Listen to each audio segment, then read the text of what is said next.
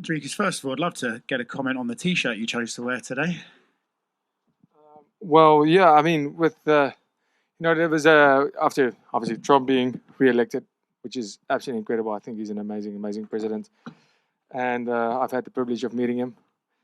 And he said this, when with everything going on right now, changes coming, good changes, he's holding people accountable, a lot of countries accountable for everything, and it's amazing to see. And obviously, being a champion, he said he wants champions in his team.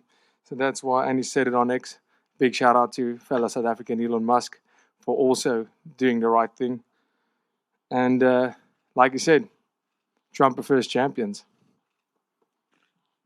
When you look back at that first fight with Strickland, close fight, right? You felt you won, he felt he won, the way it goes? No, the judges thought I won. Right. But do you look back at that fight and think, well, I won it, so I just need to do the same thing again? Or you look back at it and go, I can improve on that performance and I know how to? Yeah, absolutely. I think it's exactly what you said. I did the right things to win that fight. He is going to make adjustments to be better. And I have to do the same thing.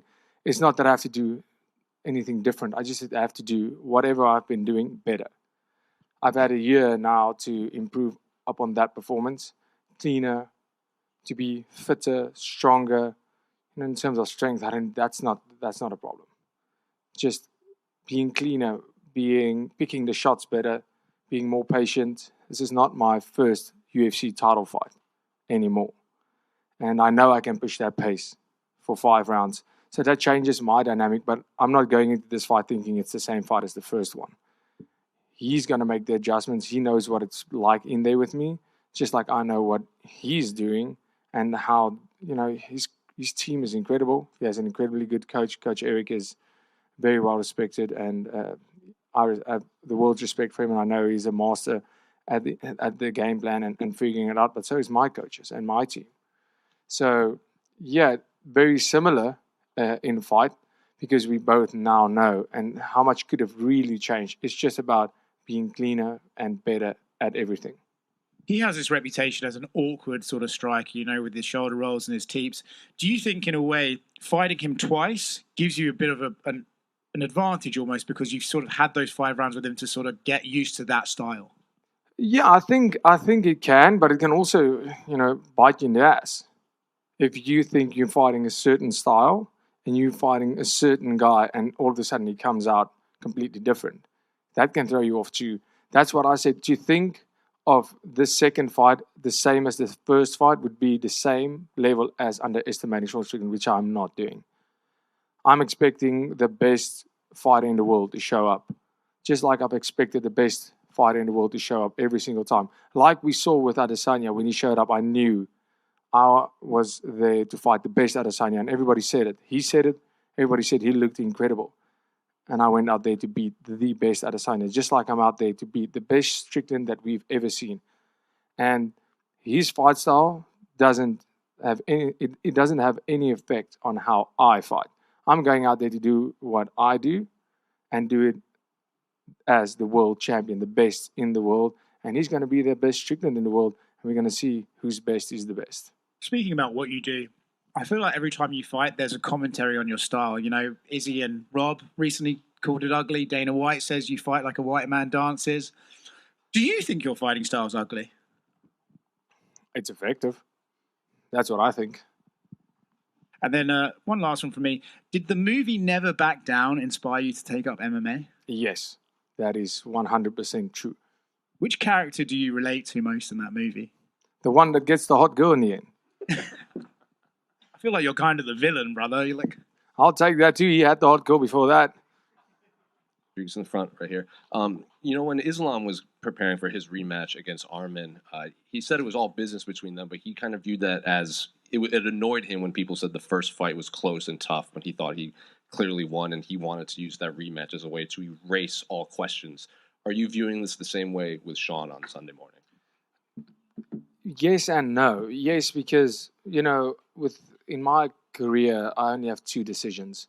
Both decisions I'm completely happy with, because I could prove to myself, it was my first time going past the 3rd round, and I've had many 5-round fights before that, but going to that 5th round in a war like that proved to myself that I can do it. It's easy to say it, and it's easy to do it in a fight camp, doing it in training, but doing it in the octagon is a bit different against a world-class fighter.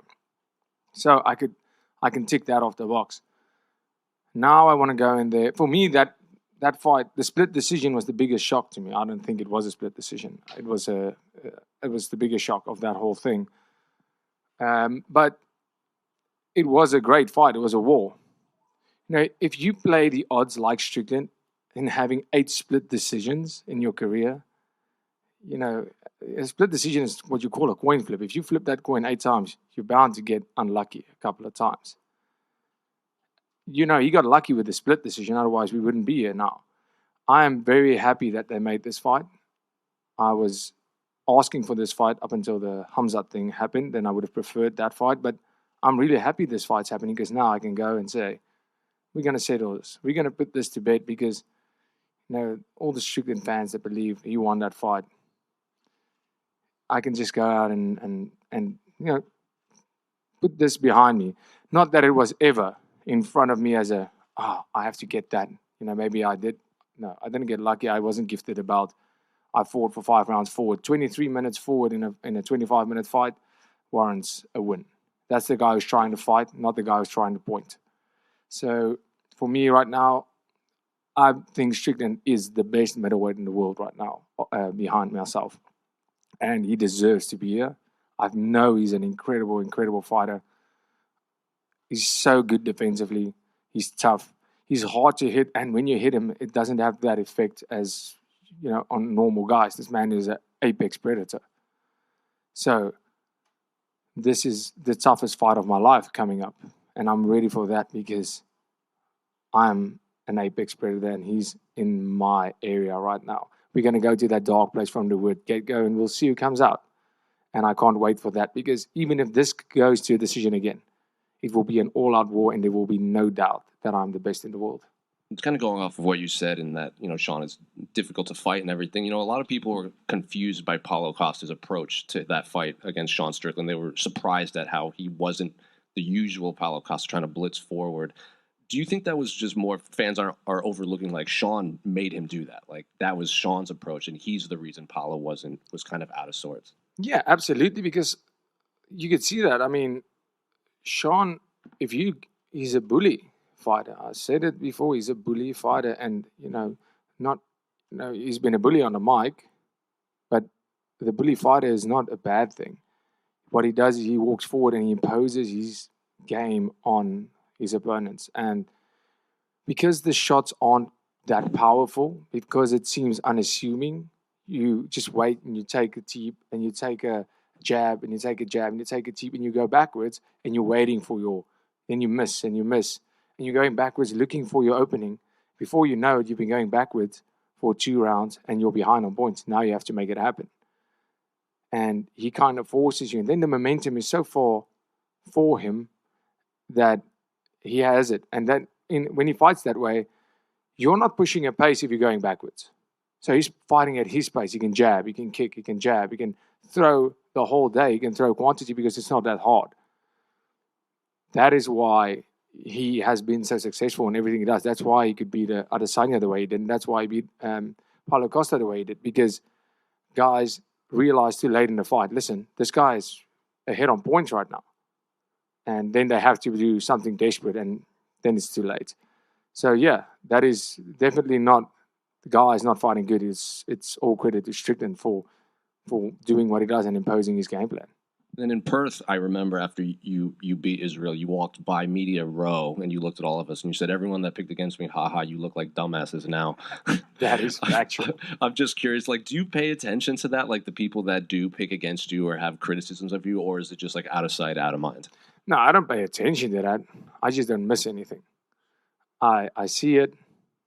I know it. But it doesn't make any difference to me. It's just fun to make fun of people that picked the wrong side. And then just last one for me.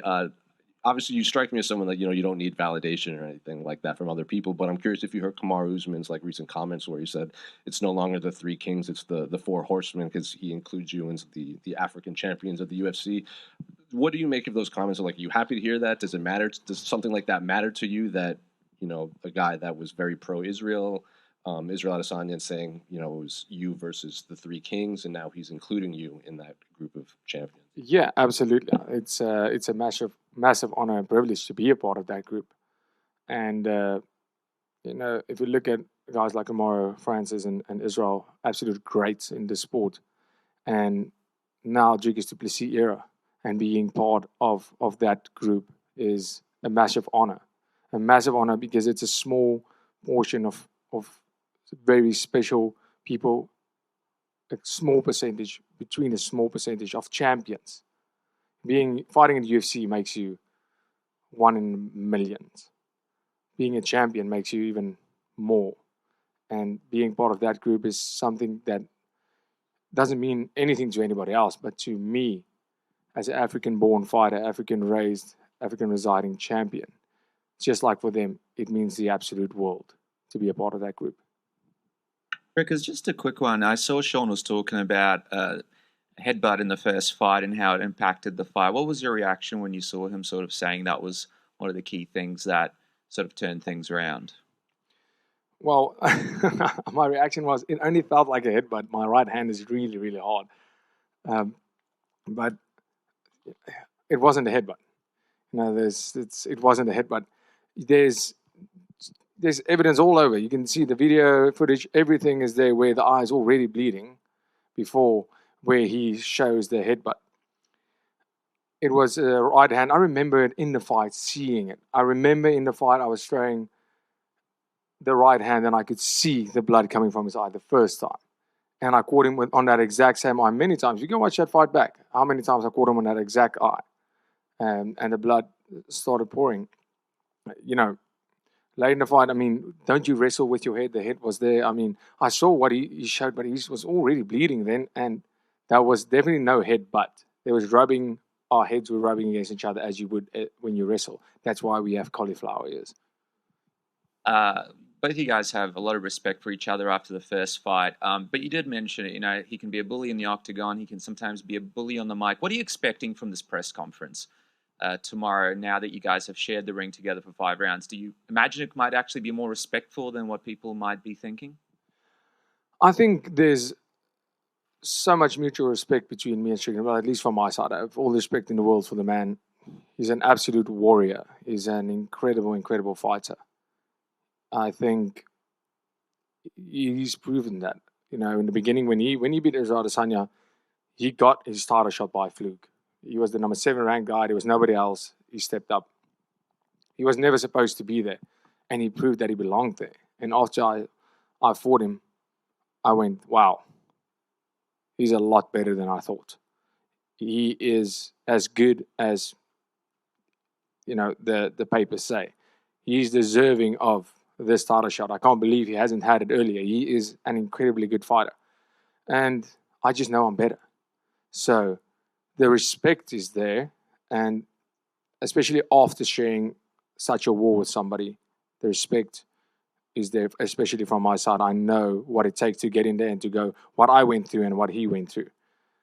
And now we are competing and there is respect, but there's not a person in front of me. It's something in my way. And like I said, you can be the nicest guy. I don't care if it's more respect, less respect. He can be the biggest asshole to me. He can be the nicest guy. It makes no difference on what happens fight night. But in the lead up, I would assume it's going to be a bit more humane this time around. But if not, I'm ready for anything. Last question for me. We saw and embedded you're quite talented musically. Are we getting the guitar out of the open workouts, doing an unplugged Dricus du Plessis acoustic performance for Sydney today? Absolutely not. Thank you. Dricus, people talk in MMA about fighter IQ a lot, but the regular IQ you showed with your proposal tactic, having your fiance organize the party for you, is genius. But from the moment you knew you wanted to marry her, did you start coming up in your mind how you wanted to propose, and what was the ideal way you wanted to do it?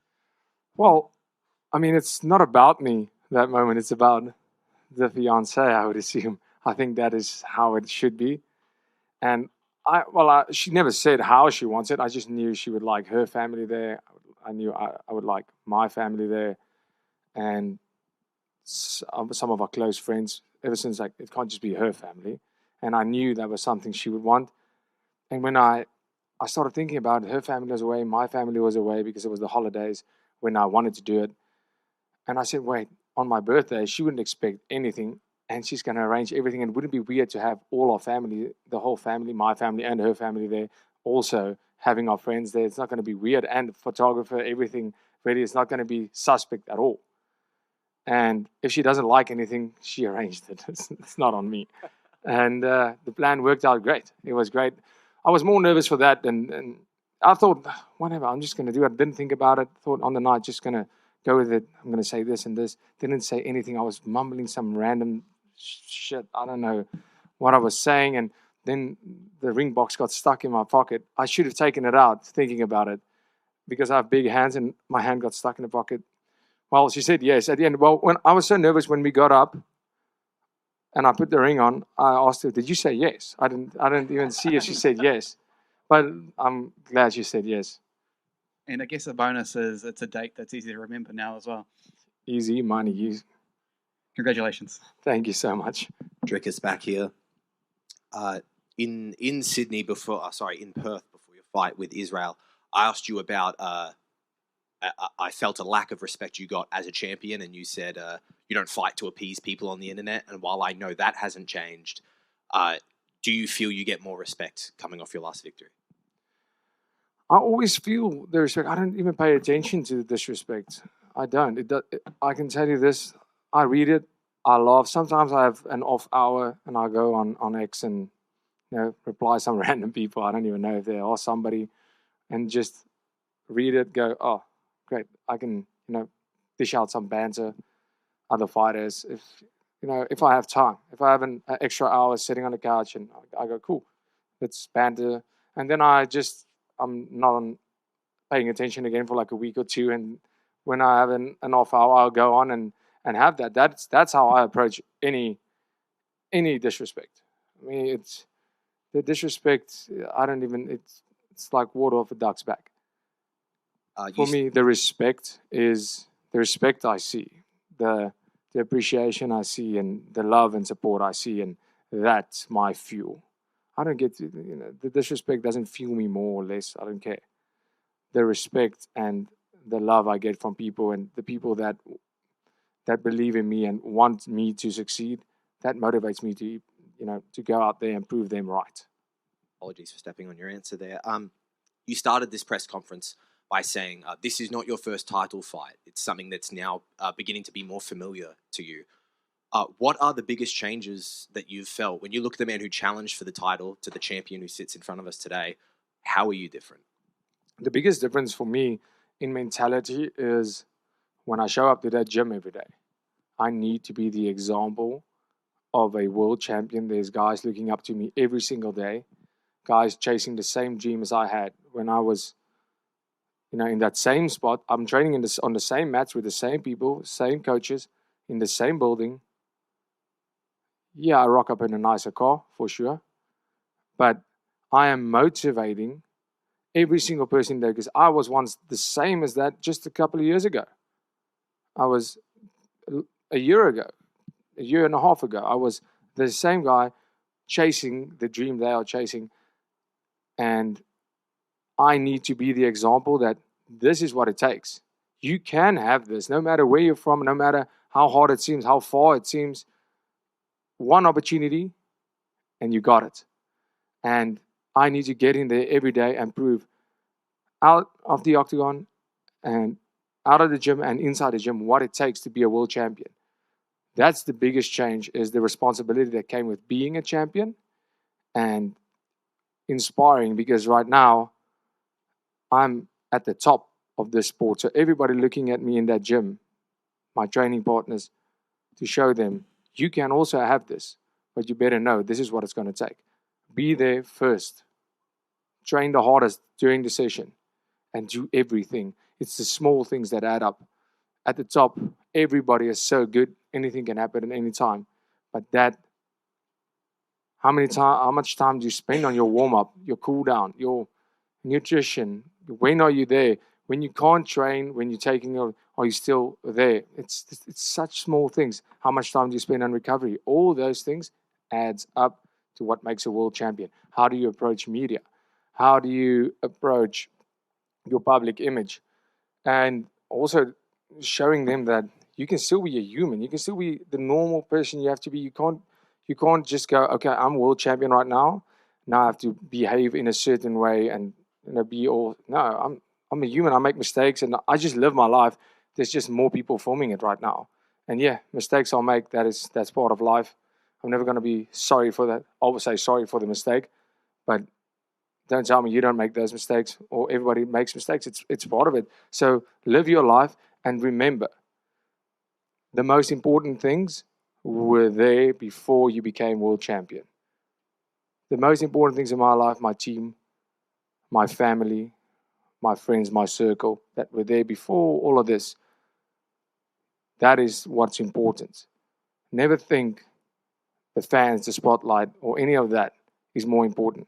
So if I'm saying that, the good stuff media says, the good stuff everybody says, it's not more important than what your family and your friends think of you. And the bad things they say is definitely not more important than what your family and friends think of you. And once you have that, you'll always be happy and you'll always be in a good space. I can have everything in the world. Without them, without the people that make my life worthwhile, nothing else matters. Very much. How you going, Dricus? Good to see you again, mate. Congratulations on your engagement. Thank you. I recently listened to your podcast with Mighty Mouse. It was awesome. What really interested me was your take on wanting to, stamp your legacy in the middleweight division, not move weight classes, at least not in the near future. Could you go into a bit of that now? Like, there's so much talk about other champions wanting to move, Ilia Topuria, Islam Makhachev. Why do you have a different take, those champions?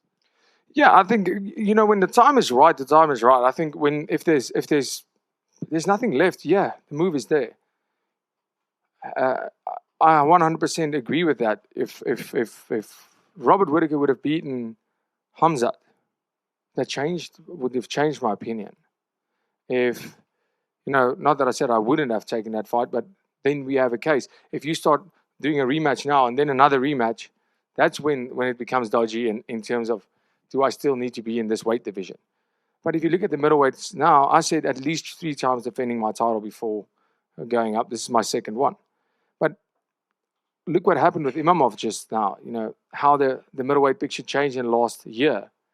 The whole top, from the rankings from 1 to 5 completely changed. Izzy and Rob being at the top for how many years has gone to 4 and 5. You have Imavov at 2, Strickland at 1, Hamzat somewhere, and you have Karyn coming up.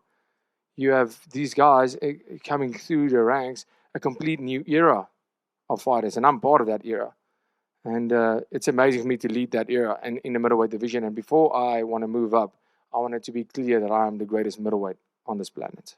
Very interesting. You were mentioning a lot of those top-ranked middleweights. You have Sean Strickland training with kbwkb, Rob Whittaker training with Israel. You say you want to train with either Rob or Israel or both of them. Do you find it interesting that so many in the top 10 of that division are training with each other, even though they're meant to be competitors?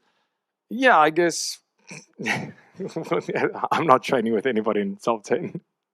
Lucky for me, I just think with Rob and Izzy, it's a different dynamic. Right now, they know trajectory-wise, they'll never fight each other again.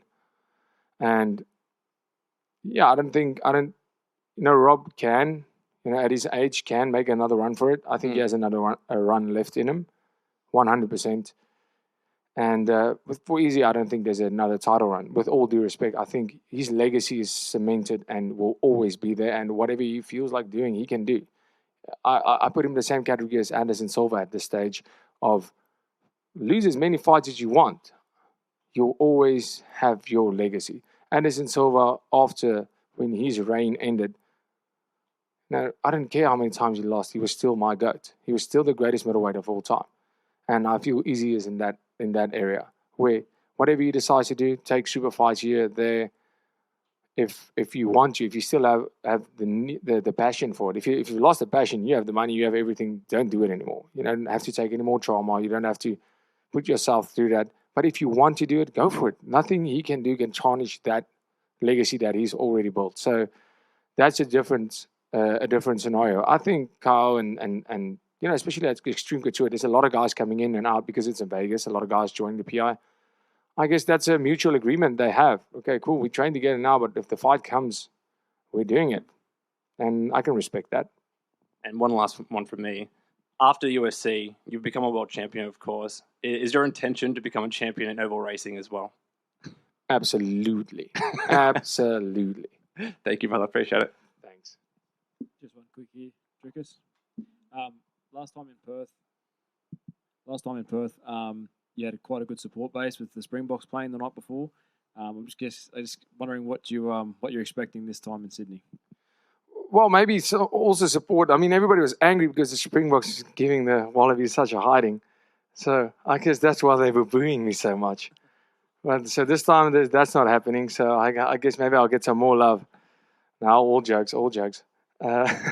But yeah, I think there's also quite a South African community here in Sydney, but not like in Perth. But yeah, I guess so. I think with the familiarity of it, Strickland has fought here, so he has a lot of fans all over, and I've fought here in August, so it's a familiar face. So maybe I have more fans, maybe more boos. At the end of the day, there'll be more noise, and I love it. Is this sort of becoming like a second home for you, Australia? Second fight in a row? Well, after the traffic I just experienced, no, I'm not living here, but Sydney is incredible. It's a very, very different place to Perth. Perth was amazing too. The crowd, though, is going to have to step it up in Sydney because that Perth crowd was the craziest crowd I've ever fought in front of it. It was just the sound in that place was the atmosphere in there was insane. So yeah, Sydney's going to need to step it up on that, but the place is incredible. Definitely a destination where I would spend more time, 100%.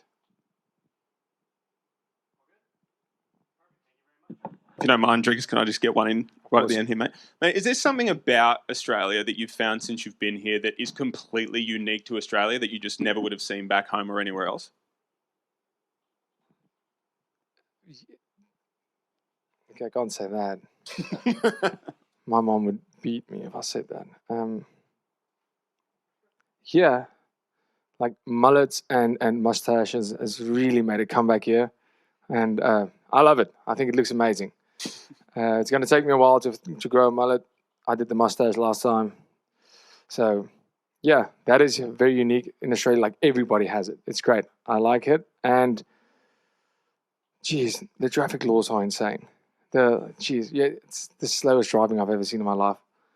That's very unique. Very unique. It's really... The car scene is incredible, but I'm just wondering, what do you do with such a fast car? Where do you take it? What do you do? Because, I mean...